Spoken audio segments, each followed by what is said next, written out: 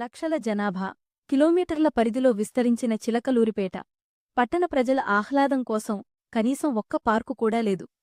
సాయంత్రం వేళల్లో సరదాగా కాసేపు గడిపేందుకు అనువైన స్థలాలు పట్టణవాసులకు కరువయ్యాయి.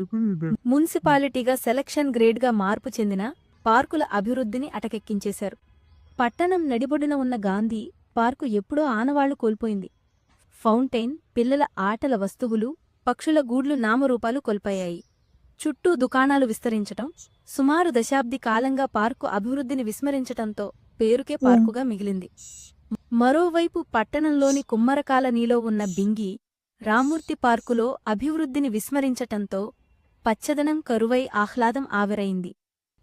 ఇక పట్టణంలో వివిధ ప్రాంతాల్లో ఉన్న పార్కులు అభివృద్ధికి ఆమడ దూరంలో ఉన్నాయి.